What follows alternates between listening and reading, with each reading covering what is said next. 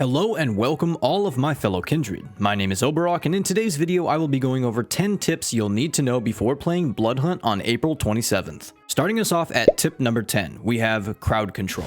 In Bloodhunt, there is such a thing called the Bloodhunt, and this comes from breaking the Masquerade. One of the ways to break the Masquerade is by feeding on a normal civilian or a Resonant Blood civilian in front of other civilians, or at least within a somewhat close vicinity. But you may be asking why you don't want to break the Masquerade and call down a Bloodhunt on yourself. Well, that's because it will reveal your location to every enemy player on the map and highlight you in red through walls for 60 seconds. So, if you are in a situation where two civilians are close to each other, you can point your weapon at one of them to send them running in the opposite direction and leaving you to feed on the other civilian without needing to worry about being blood hunted. But before we move on, let me explain that there is another way of breaking the Masquerade, and that is by fully eliminating a civilian. And they only take one bullet to eliminate, so be careful with who you're aiming at since they do run around quite realistically at times. Next up, we have tip number 9, in the eye of the public. If you use any of your vampiric abilities in front of civilians, they will scream at the sight of your supernatural powers. And the reason you don't want this to happen is because after using an ability in front of a civilian, a small pulse will surround your icon on the map. And this will be another indicator of where you are located. Now, this does only last for a few seconds, but it would still make it easier for real enemy players to see you and hit you with a surprise attack. So be wary of using your abilities in front of civilians around Prague. Before we move on though, I want you to know that this pulse that indicates where you are located will also happen if you use any weapons, including melee weapons, around civilians. Moving on to tip number 8, we have check out the whip.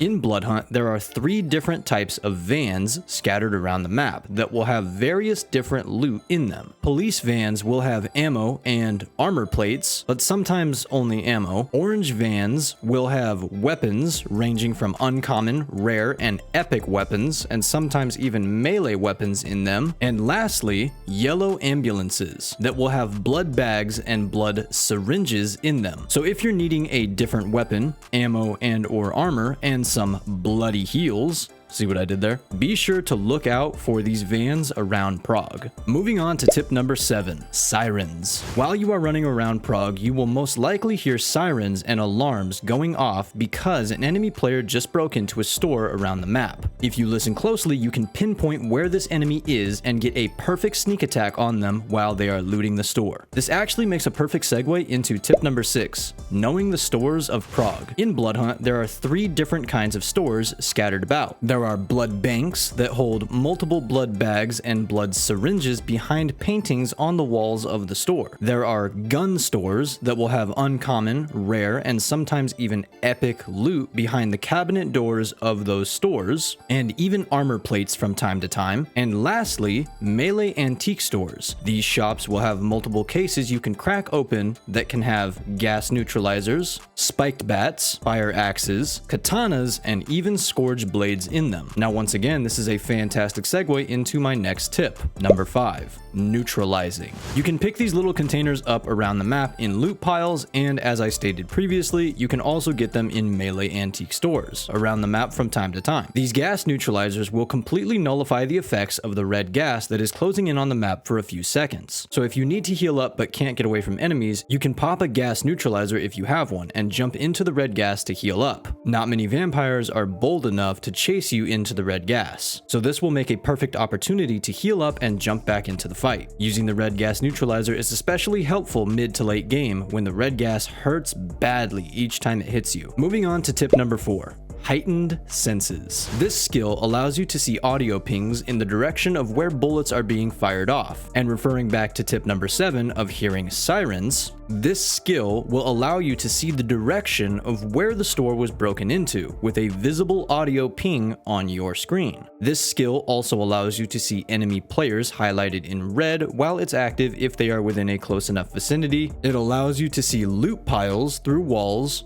and it allows you to see Resonant Blood Blood civilians through walls. The Heightened Senses skill is bound to the X key on keyboard by default. Moving on to tip number 3, Resonant Blood. First off, let me explain that you are able to get 12 resonance buffs in a single game of Bloodhunt, but you only spawn in with 3 slots open. In order to open up the remaining 9 slots, you must perform a Diablerize on 9 individual players. You can Diablerize an enemy player after you have fully depleted their health to 0 and they are in their down but not out state, or crawling on the floor for that matter. But be careful, because performing a Diablerize on an enemy player makes quite a bit of noise that other enemy players can pick up on, and it leaves you standing still and open to being shot for a few seconds. So choose who to Diablerize wisely. But before we move on, let me explain that performing a Diablerize or feeding on a normal or Resonant Blood civilian will fully heal you to max health. Now back to the resonance types. There are currently 4 different resonance types in Bloodhunt. Melancholic, which comes from civilians highlighted in purple, will decrease the cooldown of your archetype movement ability by 10% if you get one of them, 25% if you get 2 of them, and 50% if you get 3 of them. Next up we have Caloric, which comes from civilians highlighted in orange. This resonance will increase your melee damage by 10% if you have 1 of them, 25% if you have 2 of them, and 50% if you have 3 of them. As for the third resonance, Phlegmatic, which comes from civilians highlighted in cyan, this resonance will decrease the cooldown of your offensive and or defensive abilities, like the bombs a Saboteur places, or the flash ability of the Siren. These abilities will also get a 10% decrease in cooldown if you have 1 of them, 25% if you have 2 of them, and 50% if you have 3 of them. Now on to the final resonance, Seguin, which comes from civilians highlighted in pink. This resonance will give you passive health regeneration by 1 HP per second if you have 1 of them, 2 if you have 2 of them, and 4 if you have 3 of them. Now that we understand how resonances work in Bloodhunt, let's move on to tip number 2, the Entity. The Entity are NPC government soldiers deep-rooted in the lore of Bloodhunt that have it out for you and every other vampire alive. Their goal is to extinguish all vampires, and they are quite good at it. There are multiple spawn locations on the map for the Entity, and each location can have 2 or more soldiers on duty. If you're thinking that really isn't a challenge, think again, because not only do the Entity come equipped with incredibly strong burst rifles, but they also have legal aimbot. I mean it when I say they do not miss. So if you find yourself close to an Entity spawn location, run in the opposite direction, unless you are very well geared up and in the mood for a challenge. If you are in fact in the mood for a challenge and end up eliminating all the Entity soldiers, you'll be rewarded with the burst rifles the soldiers use in either rare or epic rarity, the loot around that location, and a gold chest that the Entity guards. You can get various different loot from that golden chest, but if you're lucky, you might get a legendary rarity minigun. And what sounds cooler than a vampire Rambo? On to our last tip, number 1, how to respawn. There are 2 different variations to this tip.